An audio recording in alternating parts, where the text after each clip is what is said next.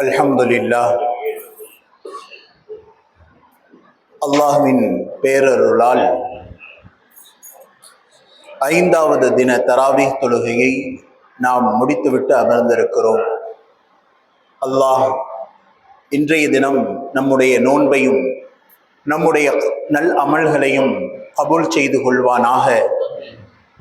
நோன்பில் ஏதேனும் குற்றம் குறைகள் ஏற்பட்டிருந்தால் அல்லாஹ் தன் மிக பெரும் கிருபையினால் அதை மன்னித்து அருள் புரிவானாக. அப்ப நபிமார்களினுடைய வரலாற்றை நாம் தொடர்ந்து பார்த்து கொண்டே வருகிறோம். நேற்றைய தினம் ஆதம் அலைஹிஸ்ஸலாத்து வஸ்ஸலாம் அவர்களை படைப்பதற்காக மலக்குமார்களிடத்திலிருந்து அல்லாஹ்வின் கட்டளை மண்ணை எடுத்து கொண்டு வர வேண்டும். ஒவ்வொரு மலக்குகளும் பூமியை நோக்கி சென்றார்கள், திரும்பி வந்தார்கள். ஒரே ஒரு மலக் இஸ்ராயில் அலைஹிஸ்ஸலாம் சென்று மண்ணை எடுத்து உடனே வந்தமையால் உடனே அல்லாஹ் அவர்களுக்கு ரூஹை கைப்பற்றக்கூடிய பொறுப்பை கொடுத்தான் என்றெல்லாம் நேற்று பார்த்தோம். அதுல மிக முக்கியமான விஷயம் என்னவென்றால், ஹதீஸ்கள்ல நிறைய இடங்களில் ஆதம் அலைஹிஸ்ஸலாத்து வஸ்ஸலாம் அவர்களை அல்லாஹ் படைத்தவுடன் நீண்ட நாட்களாக அப்படியே களிமண்ணாக போட்டு வைக்கப்பட்டிருந்தது. அந்த மண் பூமியில் இருக்கக்கூடிய ஒவ்வொரு பகுதியிலிருந்தும் அந்த மண்ணை எடுத்து வந்த இஸ்ராயில் அலைஹிஸ்ஸலாம்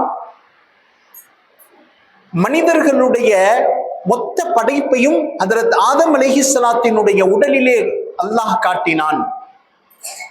அப்போ ஒரு மனிதன் எந்த இடத்திலிருந்து மண்ணை எடுத்து படைக்கப்பட்டானோ அதே இடத்தில்தான் மௌத்தாகுவான் என்றும் ஹதீஸிலே பார்க்க முடிகிறது. அப்ப இடத்திற்கு இடம் மண்ணின் வேறுபாடுகள் அதிகமாக தோன்றும். சில இடத்தில் கரும் மண் இருக்கும், சில இடங்களில் செம்மண் இருக்கும், சில இடங்களில் வெள்ளை நிற மண் இருக்கும். இது போன்றுதான் மனிதர்களில் அந்த எந்த இடத்திலிருந்து மண்ணை கொண்டு படைக்கப்பட்டார்களோ அந்த மண்ணை போன்று மனிதனுடைய உருவம் இருக்கும். அமெரிக்காவில் இருக்கக்கூடியவர்களுடைய கருப்பு நல்ல சிகப்பு, ஆப்பிரிக்காவினுடைய மக்களின் நிறம் கருப்பு, இந்திய மக்களினுடைய நிறம் மாநிறம் கோதுமை நிறம். இப்படியாக எந்த இடங்களில் மண்ணின் வேறுபாடு இருக்கிறதோ அது போன்றுதான் மனிதர்களை அல்லாஹ் வேறுபடுத்தி காட்டினான். அந்தந்த இடங்களிலிருந்து மண்ணை கொண்டு வந்து ஒரே உடலில் ஆதம் அலைஹிஸ்ஸலாத்து வஸ்ஸலாம் அவர்களை அல்லாஹ் படைத்து களிமண்ணாக உயிர் ஊதப்படுவதற்கு முன்னதாக போட்டு வைக்கப்பட்டிருந்தது. இப்படியே காலங்கள் செல்லுகிறது. அல்லிமுல் மலாயிகா ஷைத்தான் அந்த களிமண்ணுடைய பீடத்தை வந்து பார்த்து பார்த்து பார்த்து விட்டு போகிறான். இது என்ன ஆச்சரியமான ஒரு படைப்பாக இருக்கிறதே! அல்லாஹ்வே தன் கையினால் ஒரு படைப்பை செய்கிறானே, நாம் தானே அல்லாஹ்விற்கு ரொம்ப நெருக்கமானவர்கள். இது என்ன ஆச்சரியமான படைப்பு! மீண்டும் மீண்டும் அந்த மண்ணை பொம்மையை சுற்றி சுற்றி வந்தான் ஆதமுடைய உயிர் ஊதுவதற்கு முன்னதாக. வந்த நிலையில் ஷைத்தான் இப்படியும் சொல்லுகிறான், தன்னுடைய வேலையை தானாகவே பூர்த்தி செய்யாத இந்த ஜடலம் ஒரு கால் உயிர் ஊதப்பட்ட நிலையில என்னை இறைவன் அதற்கு பணிய சொன்னால் ஒரு காலும் நான் பணிய மாட்டேன். ஆனால் என்னை பணிய சொன்னால், அந்த ஜடலத்தை என்னை பணிய சொன்னால் நான் அதற்கு நினைத்ததை போல வழியை காட்டுவேன், நான் அதற்கு பணிய மாட்டேன் என்று ஷைத்தான் பேசிக்கொண்டே மீண்டும் மீண்டும் அந்த ஜடலத்தை சுற்றி சுற்றி வந்தான். அதற்கு பிறகு சிறிது காலத்தில் அல்லாஹ் தன்னுடைய ரூஹ் என்னும் படைப்பை கொண்டு ஆதம் அலைஹிஸ்ஸலாத்தினுடைய ஜடலத்தில் ஊத ஆரம்பித்தான். நேற்றைய தினம் நாம் பார்த்தோம், இப்படியாக ஒவ்வொரு உறுப்பாக ரூஹ் வந்தமைக்கு பிறகு மூக்கின் பக்கம் வந்தது. முதல் கட்டமாக அல்ஹம்துலில்லாஹ் என்று தும்முகிறார்கள் ஹஜ்ரத் ஆதம் அலைஹிஸ்ஸலாத்து வஸ்ஸலாம். மனிதன் பேசிய முதல் வார்த்தை அல்ஹம்துலில்லாஹ். இதை கேட்ட உடனே அல்லாஹ் பதிலளிக்கிறான், யர்ஹமுக ரப்புக், இறைவன் உன் மீது ரஹ்மத் செய்யட்டுமாக.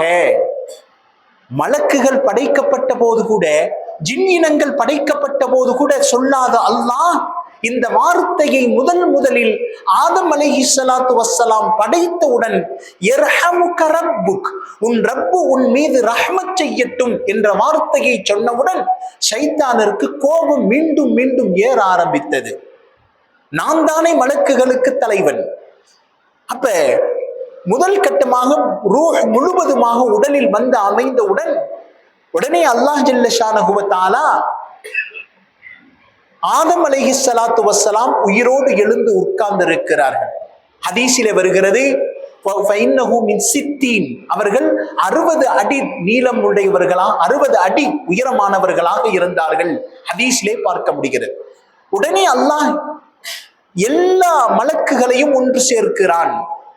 ஆதம் அலைஹிஸ்ஸலாத்திற்கு கட்டளை இடுகிறான், யா ஆதம் இத்ஹப் லில் மலாயிகா ஃபஸல்லிம், நேரா நீங்க போய் மலக்குமார்கள் இருக்கிறார்கள், அவர்களுக்கு நீ போய் சலாத்தை சொல் என்று சொல்ல, நேராக ஆதம் அலைஹிஸ்ஸலாத்து வஸ்ஸலாம் மலக்குகளிடத்தில் வந்து ஃபஸல்லம் அஸ்ஸலாமு அலைக்க யா மலாயிகா, முதல் கட்டமாக சொல்றாங்க அஸ்ஸலாமு அலைக்கும் என்று சொன்னவுடன் மறுபடியும் மலக்குமார்கள் அஸ்ஸலாமு அலைக்க வரஹ்மத்துஹு, அல்லாஹ்வுடைய சலாமும் ரஹ்மத்தும் உங்கள் மீது உண்டாவதாக. இது எப்பங்க? மனிதன் சஞ்சாரத்தை பூமியில் அமைப்பதற்கு முன்னதாக, பல்லாயிரம் வருடங்களுக்கு முன்னதாகவே அல்லாஹ் இந்த அமல்களுடைய சலாத்தை கற்றுத் தருகிறான். உடனே மலக்குகளுக்கு சந்தோஷம். அல்லாஹ் ஜல்ல ஷானஹு வ தஆலா இப்பொழுது ஆதம் அலைஹிஸ்ஸலாத்து வஸ்ஸலாம் மறுபடியும் தன் பக்கம் அல்லாஹ் அழைக்கிறான்.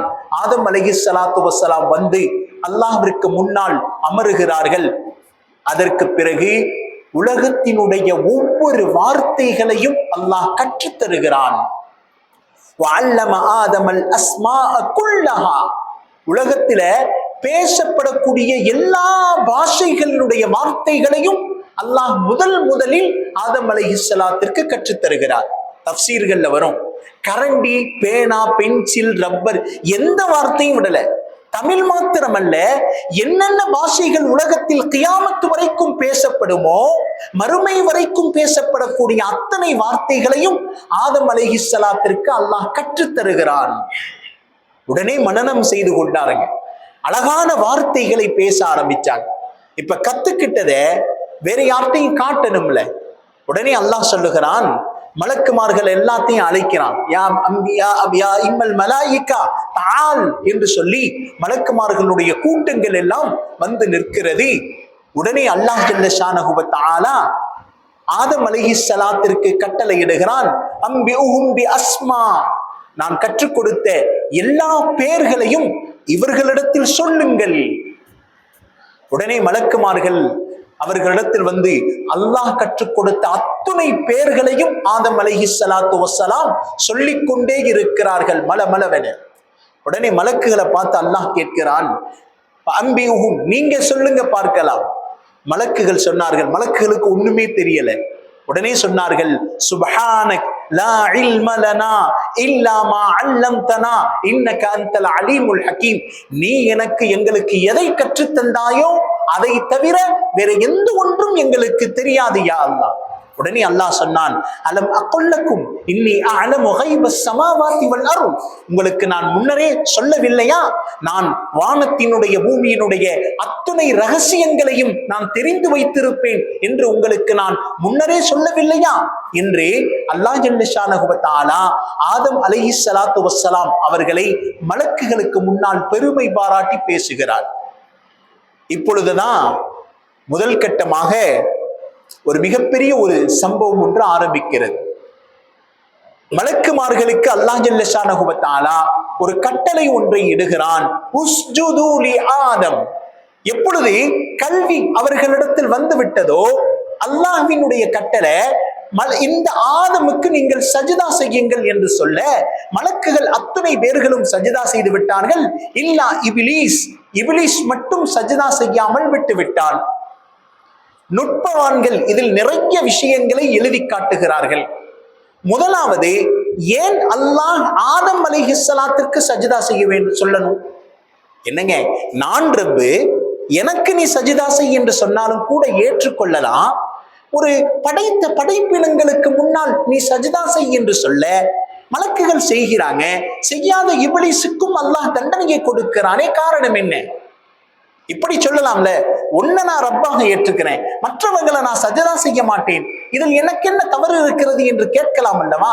விரிவுரையாளர்கள் சொல்லி காட்டுகிறார்கள், இந்த இடத்தில் சஜிதா என்பதை கொண்டு 2 வகையான சஜிதாக்கள் இருக்கிறது. ஒன்று தஅதீம், ஆதம் அலைஹிஸ்ஸலாத்திற்கு கண்ணியம் செய்வதற்காக வேண்டி அல்லாஹ் சஜ்தா செய்ய சொன்னான். இரண்டாவது வலகை முஃபஸ்ஸிரீன்கள் சொல்லி காட்டுகிறார்கள், சஜ்தத்து தஹிய்யா, தஹிய்யத், அதாவது முன்னொரு காலத்துல சில நபிமார்களுக்கும் இந்த சஜ்தா செய்யும் வகை அல்லாஹ் கடமையாக்கி இருந்தான். யூசுப் அலைஹிஸ்ஸலாத்து வஸ்ஸலாம் அவர்கள் காலத்துல அந்த 9 சகோதரர்களும் யூசுப் நபியிட்டிருந்து ஊருக்கு போகும் பொழுது அந்த என்ற யூசுஃபுக்கு முன்னாடி அந்த 9 சகோதரர்களும் சிரம் பணிந்துட்டு ஊருக்கு போவாங்க. இந்த சஜிதா முன்னொரு காலத்தில் கடமையாக்கப்பட்டிருந்தது, அந்த சஜிதாவை தான் செய்ய சொன்னான் என்றும் விளக்க உரையாளர்கள் சொல்றாங்க. இதுல ஒரு நுட்பத்தை எழுதி காட்டுகிறார்கள். அல்லாஹ் சஜிதா செய்ய சொன்னதற்குரிய காரணம் என்னவென்றால், மலக்குகள் எனக்கு கட்டுப்படுகிறார்களா என்று அல்லாஹ் சோதனை செய்கிறான். இம்திஹானுல் மலாயிகா, மலக்குகளுக்கு சோதனை செய்கிறான். ஏன் சோதனை? அந்த மலக்குகள் தானே கேள்வி கேட்டாங்க. என்ன கேட்டாங்க? யா அல்லாஹ், குழப்பம் செய்யக்கூடிய மனுஷனையா நீ போய் படைக்க போற? ரத்தத்தை ஓட்டக்கூடிய மனிதனையா இந்த பூமியில் நீ படைக்க போகிறாய் என்று மலக்குகள் கேட்டார்கள் அல்லவா? இப்பொழுது என்னை பணிகிறார்களா, வணங்குகிறார்களா என்று சோதனைக்காக வேண்டி அல்லாஹ் இந்த சஜ்தாவை செய்ய சொன்னான் என்றும் நுட்பவான்கள் எழுதுகிறாங்க. இரண்டாவது கருத்து சொல்றாங்க, இப்ஹாரு கிப்ரில் இப்லீஸ், இப்லீஸினுடைய உள்ளத்தில் இருந்த கிப்ர், பெருமையை அல்லாஹ் இந்த இடத்தில் வெளிக்கொண்டு வர வேண்டும் என்று நாடிவிட்டான். இப்லீஸுடைய உள்ளத்துல பெருமை இருந்தது என்று முன்னதாகவே அல்லாஹ் தெரிந்து வைத்திருந்தான். அந்த பெருமையை கொண்டு வர வேண்டும் என்று நாடிவிட்டான். அதுபோல சஜ்தாவின் கட்டளையின் மூலமாக பெருமை வெளியில் கொண்டு வந்து அல்லாஹ் ஜல்ல ஷானஹு வ தஆலா காட்டிவிட்டான். இதுல இன்னொரு கேள்வி வரும், இப்லீஸ் யாருங்க? ஜின்னில இருந்து கட்டுப்பட்டவனா இல்ல மலக்குகள்ல இருந்து கட்டுப்பட்டவனா? ஜின்னில இருந்து கட்டுப்பட்டவன். அல்லாஹ்வின் கட்டளை யாருக்கு நடந்துச்சு? மலக்குகளுக்கு. உஸ்ஜுது லி ஆதம், ஆதமுக்கு மலக்குகளை நீங்கள் சஜ்தா செய்யுங்க. மலக்குகள் எல்லாம் சஜ்தா செஞ்சிட்டாங்க, இப்லீஸ் மட்டும் செய்யல. என்ன சொல்லலாம்? இப்லீஸ் கட்டளை எனக்கு இல்லைல, மலக்குகளுக்கு தானே அப்படின்னு சொல்லி தப்பிக்கலாம் இல்ல? விளக்க உரையாளர்கள் சொல்றாங்க, அந்த கட்டளை இப்லீஸுக்கும் சேர்த்துதான். ஏன்? அடுத்த வசனத்தில் அல்லாஹ் கேட்கிறான், மா மனஅக அல்லா தஸ்ஜுத லி அமர்துக், உன்னை பார்த்து சஜ்தா செய்யன்னு சொன்னனே, நீ ஏன் சஜ்தா செய்யவில்லை? இப்லீஸை பார்த்து அல்லாஹ் கேட்டான். அப்ப நுட்பவான்கள் எழுதுகிறாங்க, இந்த கட்டளை இப்லீஸுக்கும் சேர்த்துதான். எனவேதான் இப்லீஸ் பதிலளித்தான், ஹலகத்தனி மின் நாரின், என்ன நெருப்புல நீ படைச்ச, வ ஹலகத்தஹு மின் தீன். உடனே அல்லாஹ்விற்கு கோபம் வர ஆரம்பித்தது. அல்லாஹ் ஜல்ல ஷானஹு வ தஆலாவிற்கும் இப்லீஸுக்கும் மிகப்பெரிய வாக்குவாதம் அங்கு ஏற்படுகிறது. அல்லாஹ் உடனே கட்டளையிடுகிறான், ஆல ஃபஹ்ருஜ் ஃபஇன்னக ரஜீம், திட்டமாக நீ தூக்கி எறியப்பட்ட சபிக்கப்பட்ட ஷைத்தானாக இந்த உலகத்திலிருந்து, சொர்க்கத்திலிருந்து நீ வெளியேறி விடுவாய் என்று அல்லாஹ் கட்டளையிடுகிறான். வைன்ன அலைக லஅனதி இலா யௌமித்தீன், எப்பொழுது என்னுடைய கட்டளைக்கு நீ கட்டுப்படவில்லையோ என்னுடைய சாபம் கியாமத் வரைக்கும் உன் மீது இருந்து கொண்டே இருக்கும் என்று ஒன்று சொன்ன உடனே ஷைத்தான் விடல. ஆல ஃபஅன்திர்னி, சரி என்ன நீ சாபம் விட்டுட்ட, நான் உன்னுடைய பழிப்புக்குரியவனாக மாறிவிட்டேன், எனக்கு ஒரு வாய்ப்பு கொடு, உடனே என்னை தண்டித்து விடாதே. அல்லாஹ் கேட்கிறான், ஃபஅன்திர்னி, எனக்கு ஒரு வாய்ப்பு வேண்டும், இலா யௌமி யுபஅஸூன், கியாமத் வரைக்கும் எனக்கு ஒரு வாய்ப்பு கொடு, ஃபஇன்னக மினல் முன்தரீன், வாய்ப்பை எடுத்துக்க. உடனே அல்லாஹ் ஷைத்தான் சொல்லுகிறான், அப்படியா, இனிமேல் கியாமத் வரைக்கும் வரக்கூடிய உன்னுடைய அடியார்கள் ஒருவரையும் நான் வழி கெடுக்காமல் விடமாட்டேன். அல்லாஹ்விடத்தில் சபதம் எடுத்தான். லஅக்உதன்னக லஹும் ஸிராத்தக்கல் முஸ்தகீம், உன்னுடைய அடியார்கள் எந்தெந்த பாதையில் நடந்து வருவார்களோ அந்த பாதையில் நான் அமர்ந்து கொண்டு அவர்களை நான் வெளியெடுப்பேன். லஅக்உதன்னக லஹும் ஸிராத்தக்கல் முஸ்தகீம் ثم لآتينهم, விட்டுற மாட்டேன், அவங்க இடது புறமும் நான் வருவேன், மின் பைனி ஐதீஹிம், வலது புறமும் வருவேன், முன்னாடியும் வருவேன், பின்னாடியும் வருவேன். எந்த பகுதியையும் உன் அடியார்கள் உன்னை நெருங்குவதை நான் விட மாட்டேன். ஷைத்தான் அல்லாஹ்விடத்தில் வாக்குறுதி அளிக்கிறான். நிச்சயமாக உன் கண்ணியத்தின் மீது சத்தியமாக உன்னுடைய அடியார்களை நான் வழிகெடுக்காமல் விடமாட்டேன் என்று சொன்ன உடனே இல்லா இபாதக மின்ஹுமுல் முஹ்லஸீன், அல்லாஹ் சொன்னா எனக்குரிய சில அடியார்கள் இருக்கிறார்கள், அவர்கள் என்னை தவிர்த்து யாரையும் அவர்கள் வணங்க மாட்டார்கள், அவர்களை ஒருபோதும் உன்னால் வழிகெடுக்கவே முடியாது. ஷைத்தானுக்கும் அல்லாஹ்விற்கும் மிகப்பெரிய சபதம் ஒன்று ஏற்பட்டு கொண்டிருக்கிறது. ஆக மொத்தத்திலே ஷைத்தான் அல்லாஹ்வினால் சபிக்கப்பட்டவனாக மாறிவிட்டான். பெருமையின் காரணமாக இவ்வளவு இழிநிலையை ஷைத்தானுக்கும் அல்லாஹ்விடத்தில் தூக்கி எறியப்பட்டவனாக மாறிவிட்டான் என்று சொல்றான். யாருடைய உள்ளத்திலே கடுகளவு பெருமை இருக்கிறதோ நாளை மறுமையில் சொர்க்கத்தினுடைய வாசனையை கூட அவர் நுகர முடியாது என்ற ஹதீஸிலே வருகிறது. 5 காரணங்களுக்காக வேண்டி ஒரு மனிதனுடைய உள்ளத்தில் பெருமை ஏற்படும் ஹதீஸ் சொல்லி காட்டுகிறது. முதலாவது இல்ம், அவருக்கு கல்வி ஞானம் அதிகமாகி கொண்டே இருக்குமேயானால் உள்ளத்துல ஆட்டோமேட்டிக்கா பெருமை வர ஆரம்பிச்சு. ஒன்னும் தெரியாதவங்களை பார்த்து எள்ளி நகையாடுவார், சிரிப்பார். அவனுக்கு ஒன்னும் தெரியல பார், நான் தான் அறிவில் மிக தெளிவானவனாக இருக்கிறேன். இல்மு வளர வளர வளர சிலருடைய உள்ளங்களில் பெருமையை அல்லாஹ் போடுவார், ஷைத்தான் போடுவான். அந்த நேரத்தில் ஷைத்தான் பெருமை வந்து விட்டால் அல்லாஹ்விற்கும் அது பிடிக்காது. நபியாக இருந்தாலும் அவர்களுக்கு பாடம் அல்லாஹ் கற்பிப்பான். அல் குர்ஆன் பேசுகிறது. மூசா அலைஹிஸ்ஸலாத்து வஸ்ஸலாம் அவர்கிட்ட ஒருத்தர் கேள்வி கேட்கிறாராம், மூசா யார் ரொம்ப அறிவாளி? மூசா அலைஹிஸ்ஸலாம் சொல்லிட்டாங்க, அன. உண்மையில் அந்த நேரத்தில் நபிமார்கள் தான் சிறந்த அறிவாளி, அதன் அடிப்படையிலே சொல்லிட்டாங்க நானே சிறந்த அறிவாளி. இந்த வார்த்தை அல்லாஹ்விற்கு பிடிக்கவில்லை.